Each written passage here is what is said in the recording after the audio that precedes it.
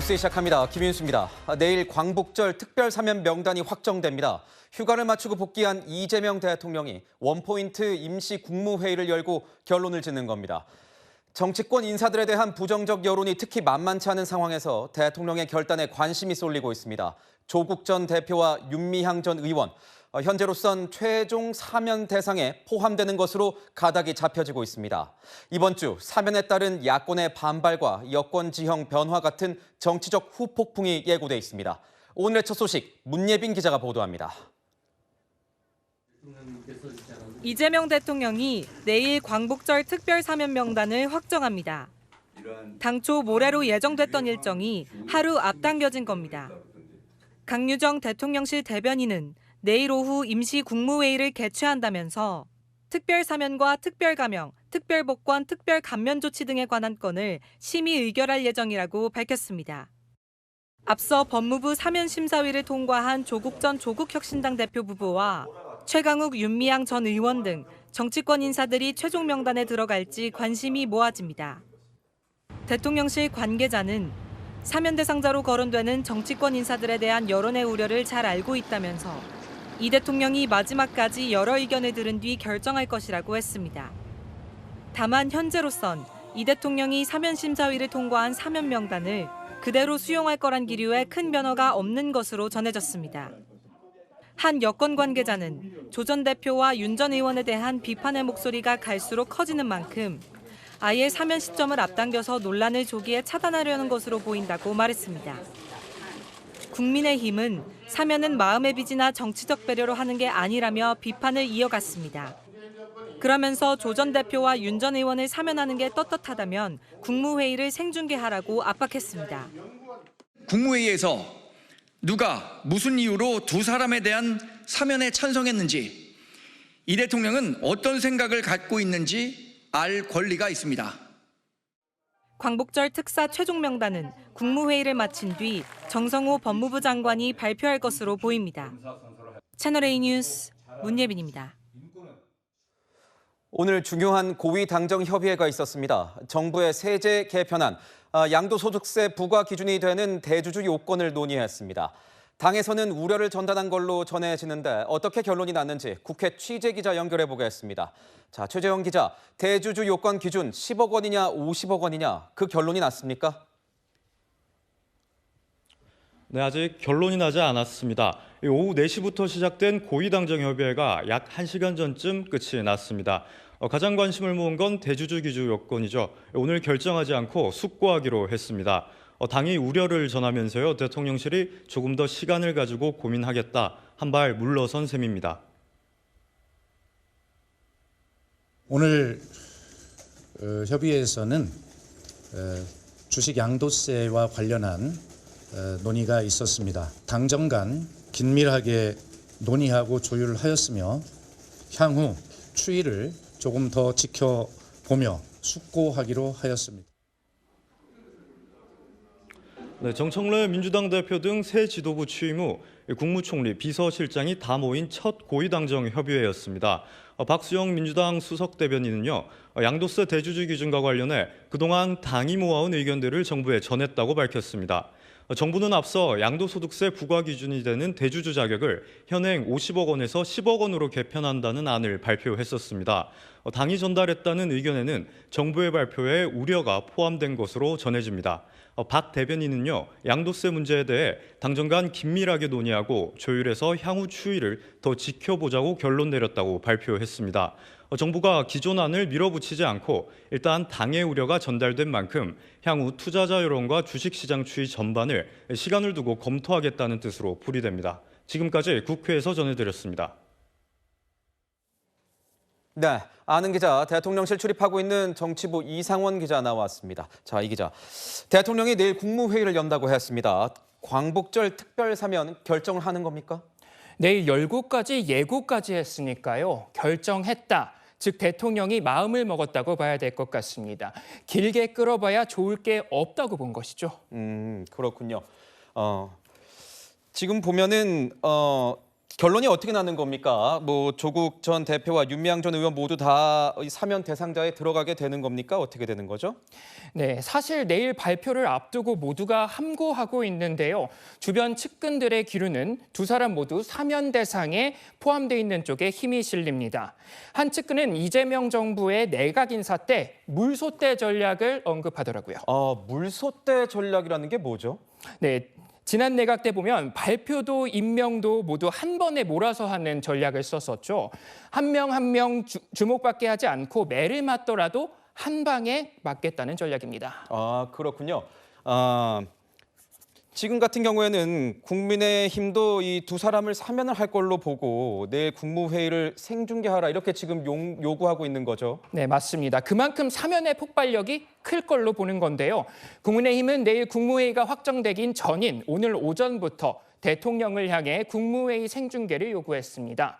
떳떳하다면 국민에게 직접 설명하라고요.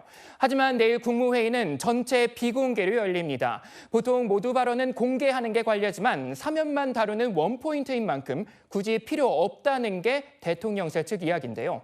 어떤 방식으로든 사면 결정에 대한 설명은 있을 것으로 보입니다. 또 하나 이 대통령이 풀어야 할 문제가 바로 이 주식 양도세 대주주 기준 완화 문제 아니겠습니까? 네. 오늘 고위 당정이 있었는데 미루기로 했다고요?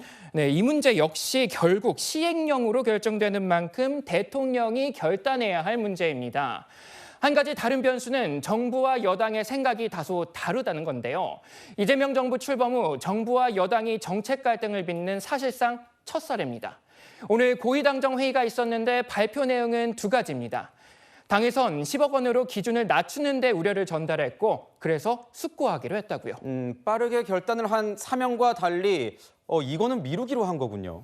네, 그렇죠. 결국 당이 대통령의 결정 속도를 늦춘 건데요. 당의 설득 논리는 결국 여론입니다. 대주주 요건 완화에 2030 세대의 부정평가가 70%를 넘긴 조사가 나왔죠.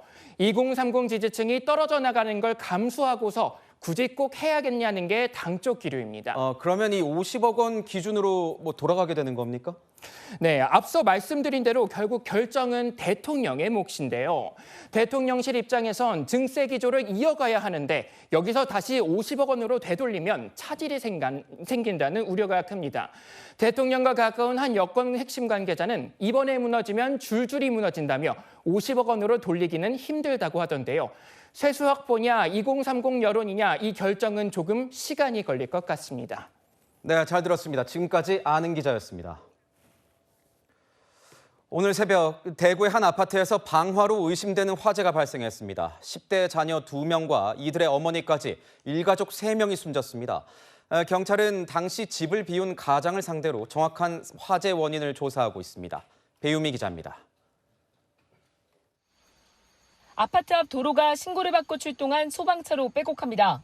카메라를 돌리자 맞은편 복도식 아파트 현관 밖으로 희뿌연 연기가 연신 새어나옵니다.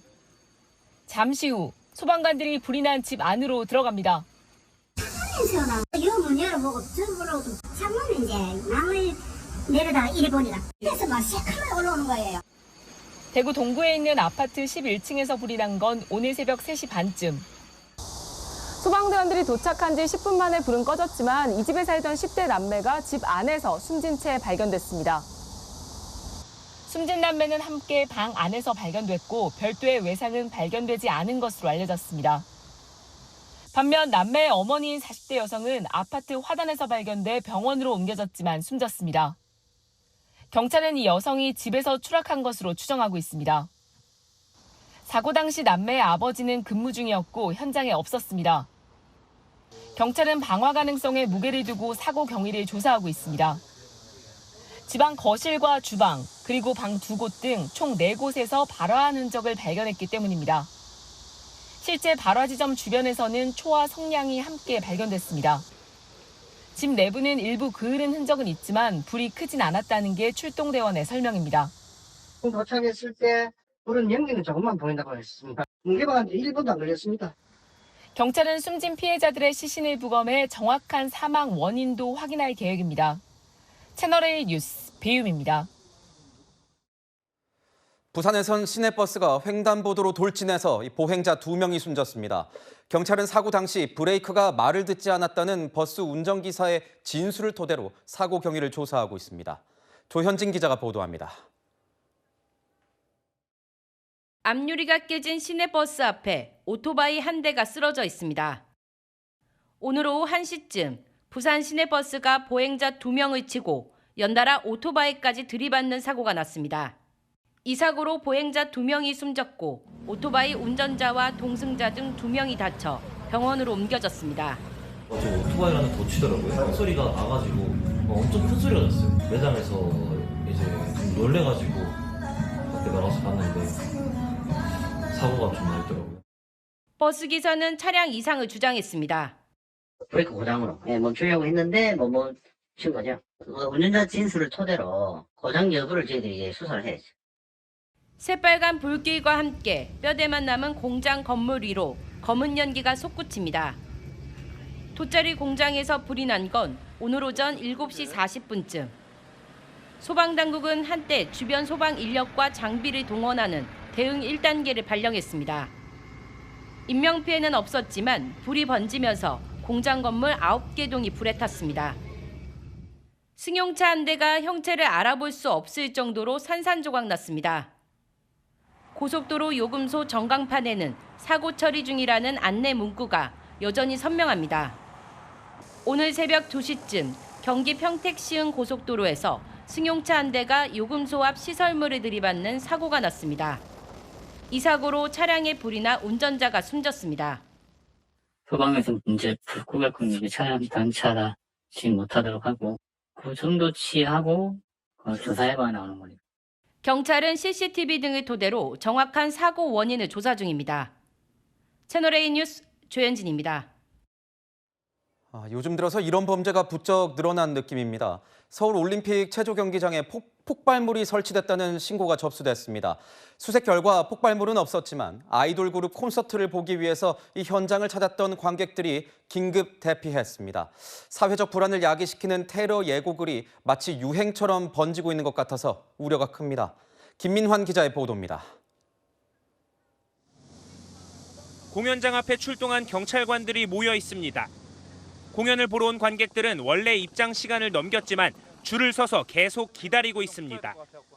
서울 올림픽공원 관리업체 측에 공연장에 고성능 폭탄을 설치했다는 팩스가 도착한 건 오늘 오후 1시 45분쯤. 10분 만에 경찰에 신고가 접수됐고 경찰 특공대 등이 투입돼 폭탄 수색이 시작됐습니다. 공연장 내부에는 대피 명령이 내려졌고 만일의 상황에 대비해 소방차도 출동했습니다. 1시에 와서 한 4시간? 3시간 기다렸어요. 여기 그늘에서 앉아서 기다렸어요. 매우 힘들어서. 경찰이 1시간 동안 공연장 안팎을 수색을 했지만 폭발물은 발견되지 않았습니다. 이 여파로 오후 4시부터 시작 예정이었던 아이돌 그룹 더 보이즈의 콘서트가 2시간가량 미뤄졌습니다. 대피했던 관객들은 야외에서 기다리다가 수색이 끝나자 공연장으로 들어가고 있습니다. 너무 더워서 지치고 힘들었어요. 허위 사실에 대해서 조금 강력한 처벌이 있었으면 좋을 것 같아요. 경찰은 폭발물 설치 협박 팩스, 발신지 등을 추적해 협박범을 검거할 계획입니다. 채널A 뉴스 김민환입니다. 얼마 전 외국인 노동자를 지게차에 매달고 조롱을 하는 영상이 공개돼서 논란이 됐습니다. 이 업체에 대한 근로 감독 결과가 나왔는데 직장 내 괴롭힘에 더해 임금 수천만 원을 체불한 사실도 적발됐습니다. 정성원 기자입니다. 벽돌 더미에 비닐로 꽁꽁 묶여있는 외국인 노동자. 지게차 운전기사가 벽돌에 묶인 남성을 지게차로 든 뒤 어디론가 이동합니다. 잘못했어, 잘못했어야지. 주위 동료들은 말리기는커녕 이 상황을 즐깁니다.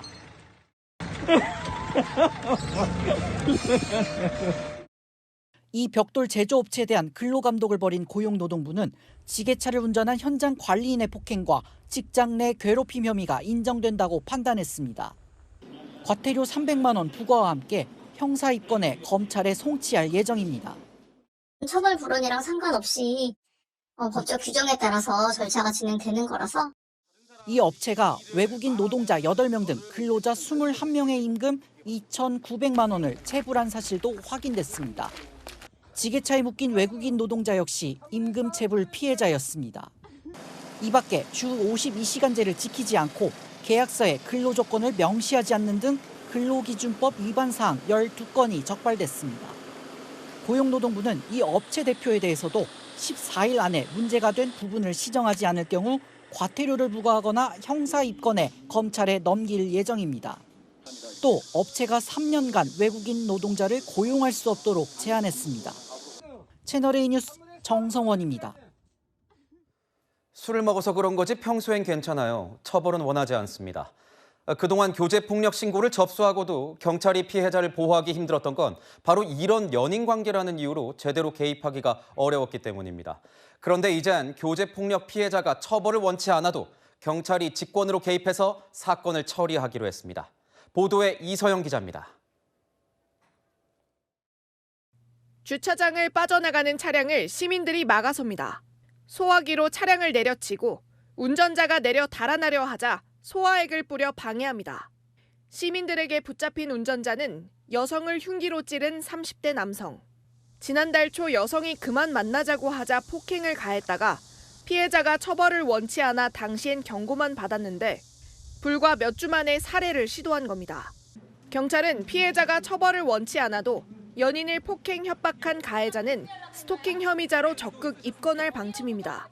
협박이나 보복이 무서워 처벌 불원 의사를 밝히는 피해자가 많다고 보는 겁니다. 폭행 후 가해자와 피해자가 계속 사귀어도 스토킹 혐의를 적극 적용키로 했습니다. 상대 의사에 반해 불안과 공포를 유발해야 스토킹으로 처벌이 가능한데 사후에 계속 만나도 신고를 할 정도였다면 충분히 불안과 공포를 느낀 걸로 봐야 한다는 게 경찰 판단입니다. 경찰은 교제폭력에 직권 개입하는 방안을 담은 매뉴얼도 일선 치안 현장에 배포했다고 밝혔습니다. 채널A 뉴스 이서영입니다. 진부치랴 출국 심사 받으랴 혹시나 탑승 시간 놓칠까 봐 공항에 서둘러 도착했는데 오히려 비행기가 제 시간에 뜰 준비를 못해서 기다리신 적 덜어 있으실 겁니다. 실제로 국내 공항을 이용하는 비행기 4편 중 1편은 제 시간에 뜨거나 내리지 못한 것으로 나타났습니다. 도대체 그 이유가 뭘까요? 장호림 기자가 취재했습니다. 인천공항 출발 안내판 곳곳에 지연이 표시돼 있습니다. 1시간 30분 이상 지연된 것도 있습니다. 여행을 하다 보면은 뒤에 이렇게 차나 숙소 버스 이런 거에 대한 예약 같은 거를 해놓은 거 있는데 이제 그런 일정을 다 이제 다시 맞춰야 되고. 빨리 가서 놀고 싶었는데 갑자기 연착이 됐다가 그래서 좀 아쉽기도 했거든요. 왜냐면 어쨌든 놀 시간이 좀 줄어드는 거니까. 최근 3년간 우리나라 출발 항공기 지연율은 24.2%입니다. 국제선은 4편 중 1편, 국내선은 5편 중 1편꼴로 지연되고 있는 겁니다. 지연 이유 1위는 연결편 문제입니다. 어제 하루 에어서울 HL8072편 운항 일지입니다. 전날 밤 인천서 베트남 다낭에 간 뒤 새벽 3시 20분에 다시 인천으로 되돌아옵니다. 그리고 일본 다카마스와 후쿠오카를 한 차례씩 인천과 왕복을 한 뒤 밤에는 다시 나트랑으로 날아갑니다. 항공기 한 대로 동남아와 일본을 하루 3번 왕복하며 쉬지 않고 돌리고 있는 겁니다. 그러다 보니 다낭 서울부터 2시간 50분 지연되더니 뒤에 일정 모두 줄줄이 밀릴 수밖에 없습니다. 1시간 30분 지연은 기본입니다. 빡빡한 스케줄로 항공기를 무리하게 돌리는 건 다른 항공사도 마찬가지입니다. 이스타항공, 진에어 같은 저가 항공뿐 아니라 아시아나도 별 차이가 없습니다. 노선별로는 인천 나트랑이 45.8%로 지연율이 가장 높았고 호치민, 세부가 그 뒤를 이었습니다. 승객 불편이 커지자 국토부는 내년부터 지연율과 지연 시간을 항공사 평가에 반영할 계획입니다. 채널A 뉴스 장호림입니다. 무더운 여름철 이 털 관리는 큰 고민거리 중에 하나입니다. 본격 휴가철을 맞아서 제모에 관심을 갖는 분들도 적지 않다는데요. 요즘 셀프 제모용품이 불티나게 팔리고 있는데 털 한 번 잘못 밀었다간 중증 감염으로 이어질 위험이 있습니다. 이다혜 기자의 보도입니다. 운동을 즐기는 정현수 씨는 여름철마다 제모를 합니다. 신체 노출이 많은 옷을 입다 보니 미관상 신경이 쓰이는 겁니다. 팔을 못 들죠. 부끄러워서. 팔 운동이 힘들다. 혼자 해볼까 생각은 했는데 주변에서 모낭염 걸렸다는 얘기들 많아가지고 실제로 셀프 제모를 시도하다 피부염에 걸려 애를 먹는 경우가 적지 않습니다. 피부를 좀 깨끗하게 클렌징을 하고 남자분들이다 보니까 좀 대강대강 하시다 보니까 트러블로 번지는 경우가 있고요. 겨드랑이 등 몸에 나는 털은 신체 마찰을 줄여 피부를 보호하기 위해 기능적으로 필요합니다. 다만 여름철같이 땀이 많이 날 때에는 제모가 위생상 도움이 될 수 있습니다. 겨드랑이에서 배출되는 땀은 외부 세균 등과 결합해 액취를 유발하고 털이 노폐물을 쌓이게 만들기 때문입니다. 중요한 건 제모 과정에서의 청결입니다. 잘못 제모하면 세균 감염으로 모낭염이나 심지어 폐혈증까지 악화될 수 있습니다. 피부가 어떤 상처를 받거나 아니면 마찰을 일으켜가지고 미세하게 벗겨지거나 그러면은 걔네가 그 속으로 들어가가지고 이제 증식을 하게 돼요. 면도기로 제모할 때는 털의 결 방향대로 면도해야 찰과상을 막을 수 있습니다. 폐혈증 예방을 위해 면도날은 2주마다 교체하는 것이 좋습니다. 제모 크림의 경우 피부 성질에 따라 염증을 유발할 수 있어 소량으로 테스트한 뒤 사용 범위를 넓혀가야 합니다. 채널A 뉴스 이다혜입니다. 미국이 한미 정상회담을 앞두고 주한미군 감축 가능성을 시사했습니다. 숫자가 아니라 능력이 중요하다는 건데요. 미국이 이번 관세 협상 당시 우리나라 국방비 증액을 요구하려던 정황도 포착됐습니다. 이현재 기자의 보도입니다. 제이비어 브런슨 주한미군 사령관이 최근 국내 언론과 간담회를 갖고 주한미군 병력 감축 가능성을 시사했습니다.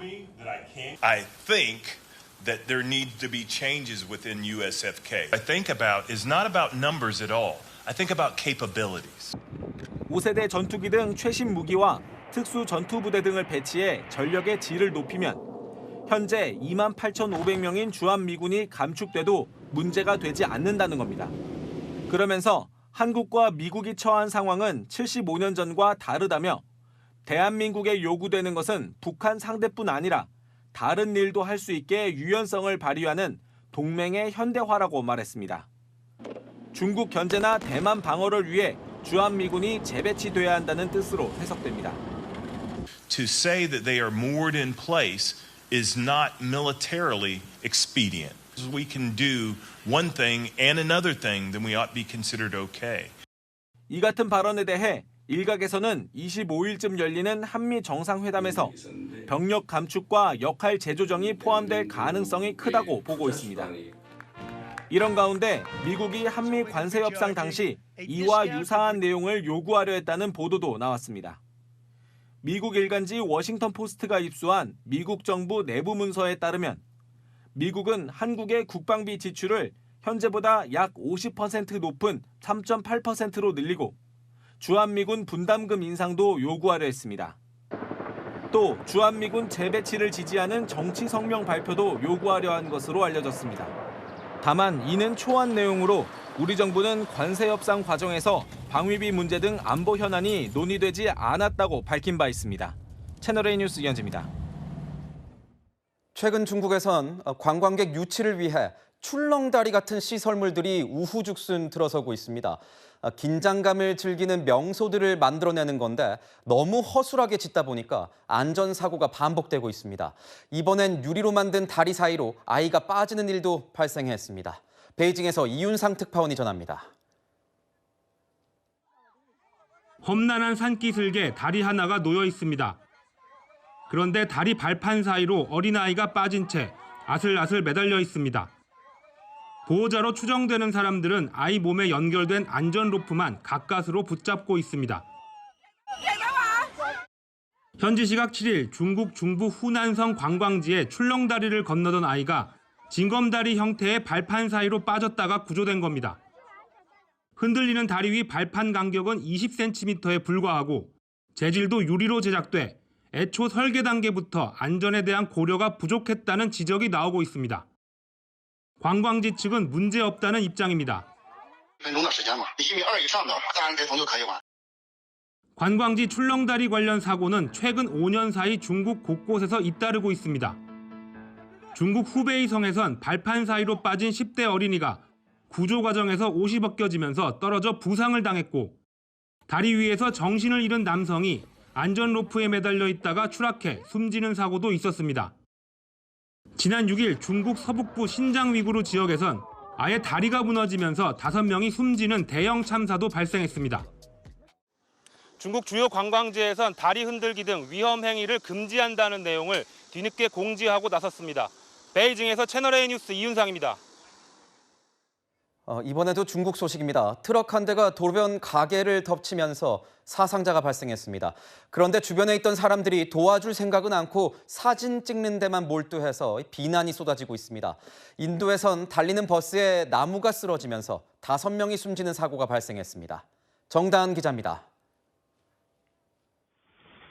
버스 한 대가 도로 위를 달립니다. 그런데 그 순간 나무 한 그루가 쓰러지며 버스를 덮칩니다. 나무의 무게에 눌린 버스는 형체를 알아볼 수 없을 정도로 찌그러졌습니다. 다행히 목숨을 건진 탑승객들은 버스 안에 갇힌 채 구조를 기다립니다. 현지 시각 8일 인도 북부 우타 프라데시주에서 발생한 사고로 현재까지 최소 5명이 숨진 것으로 전해졌습니다. 사고 당시 버스엔 55명이 타고 있던 것으로 알려진 가운데 현지 매체는 사고 당일 아침부터 내린 폭우로 나무가 쓰러진 것으로 보고 있습니다. 트럭 한 대가 사람들이 서 있던 밀크티 가게 쪽으로 돌진해 행인들을 들이받습니다. 현지 시각 6일 중국 후난성에서 발생한 사고로 2명이 숨지고 2명이 다친 것으로 알려졌습니다. 중국 공안 당국은 고의로 인한 사고는 아니라고 보고 운전자 부주의 여부 등에 대해 조사 중입니다. 하지만 사고 당시 깔린 피해자를 구조하지 않고 사진 촬영에만 몰두한 사람들이 적지 않아 온라인에서 비난이 쏟아지고 있습니다. 미국 로스앤젤레스의 한 인형 매장에 마스크를 쓴 괴한들이 들이닥칩니다. 무언가를 분주히 쓸어 담는 모습이 CCTV 영상에 포착됐는데 이들이 노린 건 최근 세계적으로 인기를 얻고 있는 중국 캐릭터 인형 라부부였습니다. I saw when they shattered the window from the door, and they just rushed in, started speaking and telling each other to grab certain stuff. So it's like if they knew what they were going for and where the stuff was. 현지 보도에 따르면 이날 이들은 약 7,000달러, 우리 돈 974만 원어치의 인형을 훔친 것으로 나타났습니다. 채널A 뉴스 정다은입니다. 정부가 가계대출을 조이고 있는 가운데 최근 일주일 사이 신용대출만 1조 원 넘게 불어났습니다. 은행들이 주택담보대출을 한꺼번에 줄이자 신용대출로 쏠린 것 같은데 도대체 대출받은 돈은 어디에 쓰려는 걸까요? 오은성 기자가 보도합니다. 서울 강남구의 한 아파트 단지입니다. 이 단지의 전용 면적 75제곱미터는 지난 2일 17억 5천만 원에 거래됐습니다. 나흘 만에 1억 6천만 원이 뛰며 최고가를 갱신한 겁니다. 성동구와 용산구까지 함께 들썩이고 있는데 서울 아파트 가격은 7월 들어 상승폭이 둔화됐다가 지난주 들어 6주 만에 반등으로 돌아섰습니다. 가계대출도 이달 들어 빠르게 늘고 있습니다. 5대 시중은행 가계대출이 일주일 만에 2조 원 가까이 늘어난 겁니다. 정부 규제로 주택담보대출은 6천억 늘어나는 데 그쳤지만 신용대출이 무려 1조 700억 원이나 급증했습니다. 신용대출이 늘어난 건 부족한 집값을 채우려는 것도 있지만 추가 규제 전에 미리 대출받으려는 것도 있습니다. 6.27 대책 한 달 반이 지났는데 주요 지역 집값은 꺾이지 않고 가계대출도 다시 증가한 겁니다. 신용대출로 사람들이 받아가지고 한다. 그럴 수 있죠. 그냥 대출이 안 되면 할 수가 있는데. 정부의 초강력 대출 규제에도 서울 집값은 오를 것이란 기대가 여전한 탓입니다. 6.27 대책 약발이 다했다는 우려 속에 이달 말 부동산 공급 대책을 내놓을 것이란 전망도 나옵니다. 공급이 많지 않은 상황에서 앞으로 이제 통화량이 늘 거라는 어떤 기대들이 좀 영향을 미친 것 같고, 공급에 대한 어떤 구체적인 계획을 좀 서둘러서 내놓을 필요가 있습니다. 그래도 집값과 가계대출이 잡히지 않을 경우 주요 지역 담보 인정 비율, 즉 LTV를 추가로 규제할 수 있다는 분석도 나옵니다. 채널A 뉴스 오은선입니다. 국민의힘 전당대회 당대표 후보자들의 첫 방송 토론회, 조금 전 이곳 채널A 오픈 스튜디오에서 마무리됐습니다. 윤석열 전 대통령과 비상계엄을 두고 후보들 치열하게 맞붙었습니다. 전한길 씨에 대한 언급은 자제하는 모습이었습니다. 백승현 기자의 보도입니다.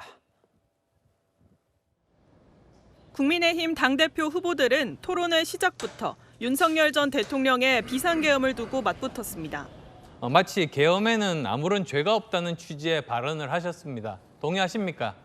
아무런 일이 없었던 건 아니지만은 기본적으로 윤 대통령의 심정이 그때 도저히 국정을 정상적으로 운영할 수 없는 상태로 윤석열 전 대통령은 망고의 역적이지 않습니까? 국민들한테 총뿌리를 겨눈 사람. 자기가 뽑았던 대통령, 그 대통령 보고 망고 역적이다 했는데 무엇이 망고 역적인지 제가 말씀드리겠습니다. 혹시나 그 문해력이 떨어지는지 모르겠는데요. 제가 말씀드리겠습니다. 네. 국민이 주인입니다. 그 주인한테 총뿌리를 겨눈 행위가 그게 바로 망고 역적이고 대역죄인이죠. 누가 총뿌리를 국민한테 겨누는 게 뭐가 있습니까? 그래서 누가 다치거나 어떻게 된 사람이 있습니까? 장동혁 후보도 윤 전 대통령을 옹호했습니다. 윤호개인 주장하시는 분들의 여러 주장 중에서 계엄 이후에 우리가 국민들이 알게 된 것은 이재명 더불어민주당에 의해서 아니면 지금 대한민국이 지금 반국가 세력에 대해서 위협받고 있다. 윤 전 대통령에 대한 특검의 체포 시도가 인권 침해냐는 질문에도 팽팽하게 갈라졌습니다. 옷을 벗었다는 둥, 들어 누웠다는 둥. 이게 이런 이야기 자체가 이거는 엄격하게 금지된 인권 침해입니다. 그 집행에 있어서는 인권은 반드시 보장돼야 된다고 생각합니다. 모든 상황들을 브리핑하는 것은 전례도 없었거니와 전직 대통령으로서 품위를 지키고 거기에 협조하는 것이 오히려 더 적합하다. 그것이 보수의 핵심 가치인 이런 법치주의를 지키는 길이다. 우리 동네 양아치 건달보다 못한 대통령의 모습을 보면서 전 대통령의 모습을 보면서 국민들께서 참으로 허탈해 했을 거라고 생각합니다. 제가 우리 당원들조차도 참 부끄럽다. 채널A 뉴스 백승현입니다. 첫 토론회 후보들마다 서로의 약점을 파고들었습니다. 특히 이 김문수 후보에게 공격이 집중됐습니다. 김민곤 기자가 오늘의 치열했던 공방을 전해드립니다. 안철수, 장동혁, 조경태 3명의 국민의힘 당대표 후보는 김문수 후보를 집중 공격했습니다. 내년 지방선거는 이재명 대통령 대 김문수 후보의 대결이 되게 됩니다. 그렇게 되면 사실 지금까지로 보면은 훨씬 더 큰 차이로 질 수밖에 없습니다. 저는 큰 차이로 절대 진다고 생각 안 하고요. 지금부터 우리가 제대로 전당대회 마치자마자부터 내년 지방선거를 위해서 모든 준비를 다 하고 부정선거를 선언한 것은 바로 그게 극우지요. 위헌적인 비상계엄을 옹호하는 것이 그게 극우 세력이지요. 윤 의견에 동조하는 순간 그게 바로 극우라고 저는 생각을 하거든요. 조 후보께서 극우가 있다. 윤 의견이라는 사람이 누구를 두들겨 팹니까? 지금 민주노총 같이 오히려 쇠파이프로 경찰을 두들겨 패서 이런 사람들이 극우인데. 국무위원으로서 국무회의에 참석하셨으니까 위헌정당 해산 심판을 제기해야 된다라고 국무회의에서 공식적인 의견을 제시한 적이 있으신지 묻습니다. 꼭 위헌정당 해산을 청구한다 이런 것보다도 이 민주당의 이런 부분에 대해서 우리는 계속 거부권 행사도 하고. 반대로 김 후보는 자신과 가장 대척점에 있는 조 후보의 화력을 집중하며 대역 투쟁에 강점 있는 후보라는 점을 내세웠습니다. 완전히 국민의힘을 해산시키자고 내란 특별법을 제출해서 해산시키자는 거 아닙니까? 그리고 여기에 대해서 왜 조경태 후보께서 적극적으로 나서가 오늘 1시간 반가량 진행된 네 후보 사이의 공방은 오는 17일 2차 TV 토론회에서 이어질 예정입니다. 채널A 뉴스 김민곤입니다.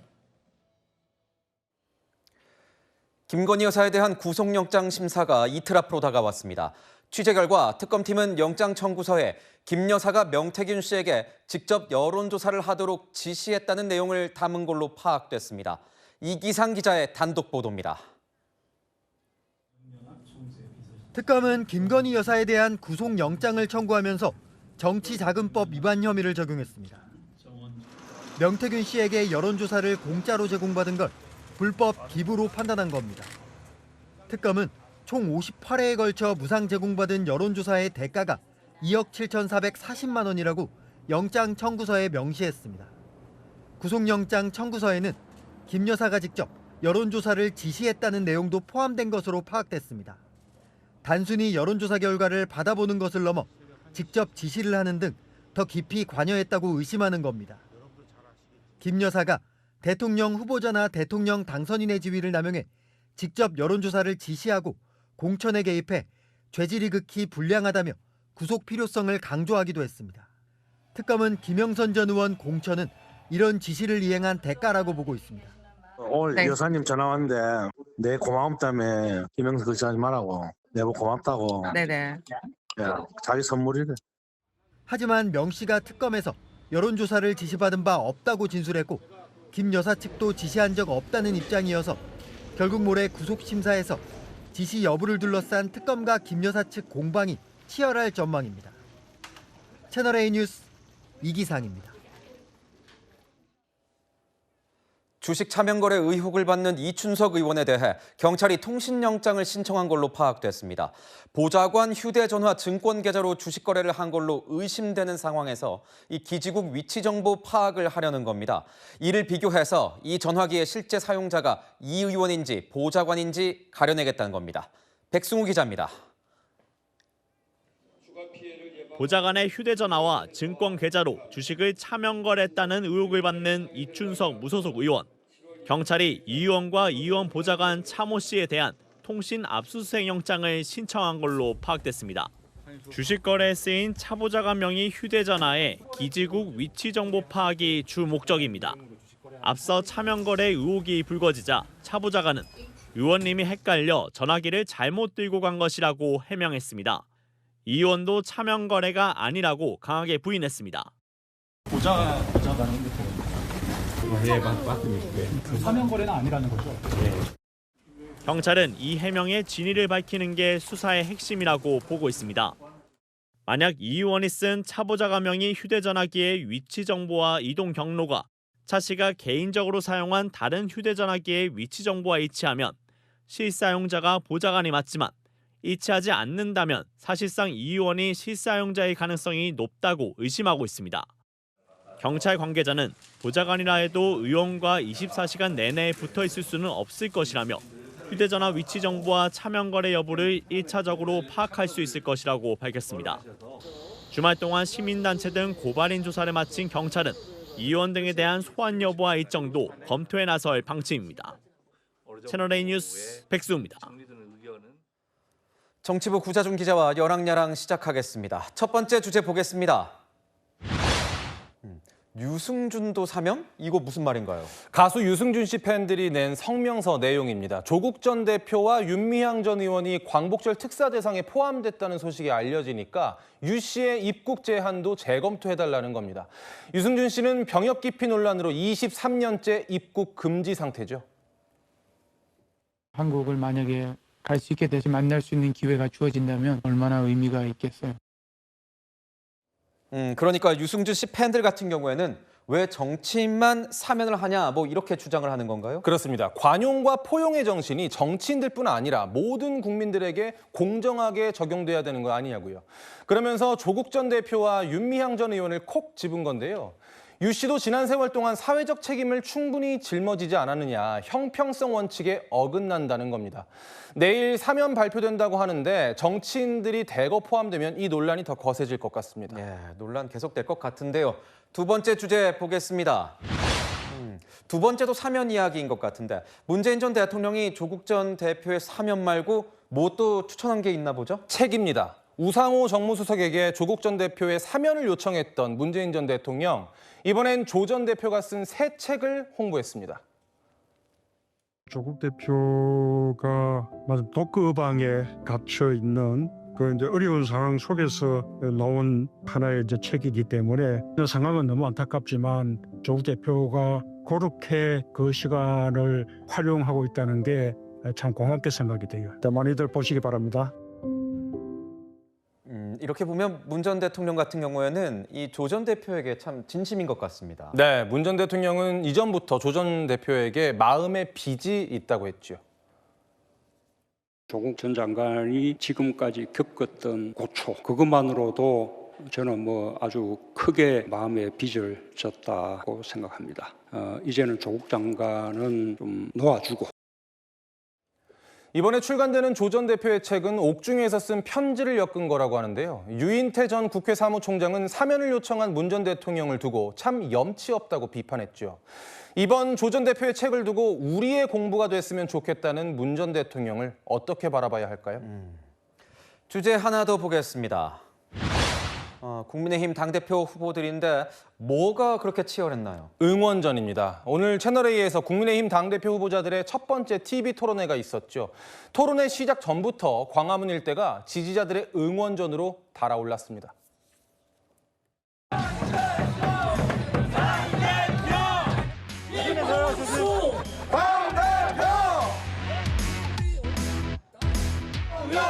당대표로 장동영!